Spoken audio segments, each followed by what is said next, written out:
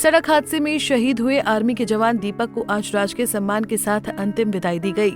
गोहाना के गांव कासंडा के रहने वाले आर्मी जवान दीपक रविवार शाम बीकानेर में सड़क हादसे का शिकार हो गए थे, जिसके बाद आज आर्मी के जवानों द्वारा उनका पार्थिव शरीर घर लाया गया, जहां नम आंखों के साथ दीपक का अंतिम संस्कार किया गया। दीपक 24 फील्ड रेजिमेंट में बतौर क्लर्क तैनात थे और बीकानेर की सैन्य छावनी में तैनात थे। 26 वर्षीय दीपक को एक बेटा है, जबकि उनकी गर्भवती पत्नी को दूसरा बच्चा कुछ ही दिनों बाद होने वाला था, लेकिन बच्चे के जन्म से पहले ही वो दुनिया छोड़ गए। ड्यूटी चल रही थी उसकी, और क्या था, ड्यूटी पे चल रही थी। 5-7 दिन के बाद बात हुई थी, पहले तू भी आना तारीख को, यही था बस, और कोई हो नहीं थी। कुछ मंगला सारा चल रहा, सब कुछ चल रहा था, बढ़िया हो रहा था। अब क्या करें, और दो उधर छोड़ गया हमारे, वो सारी उम्र पीछे, क्या रह गया, कुछ नहीं था हमारे पास। बच्चे हैं दीपक के? हाँ। कब शादी हुई थी? 2-3 साल हो गए। एक लड़का साल भर का है, लड़का पेट में होने वाला है। कब इसकी जवानी हुई थी? वैसा जवानी में पता नहीं थी। कितने साल? 5 से 7 साल, 6-7 साल हो गए, 7 से कम 7 साल हो गए। जानकारी के मुताबिक बीकानेर के नापासर थाना क्षेत्र में नेशनल हाईवे 11 पर सड़क हादसा हुआ था, जिसमें दीपक की कार सड़क किनारे खड़े एक ट्रक से टकरा गई थी। इस हादसे में दीपक के साथ कार में सवार एक अन्य सेना का जवान घायल हो गया है, जबकि हादसे में दीपक की मौके पर ही मौत हो गई। दीपक का पार्थिव शरीर लेकर गांव पहुंचे नायब सूबेदार अमित सिंह ने बताया कि वो बहुत ही हंसमुख थे और अब भी उनका हंसता हुआ चेहरा नजर आ रहा है। देखिए, सबसे पहले तो हमें बहुत दुख है कि हमारा साथी जो दीपक था हमसे जुदा हो गया, तो हमको बहुत दुख है। तो वो क्या था, वो हमारी यूनिट से नासिक में पोस्टिंग जा रहा था, तो रास्ते में अचानक उसका किसी कारणवश एक्सीडेंट हो गया, जिससे कि उसकी डेथ हो गई। तो हमें बहुत दुख है हमारे साथी के जाने का।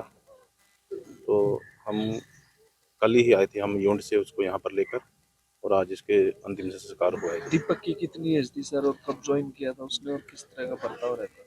दीपक जी, इसकी उम्र इसकी 26 ईयर थी। तो इसको 2018 में हमारी यूनिट में आया था, तो मैं इसका बीचम था।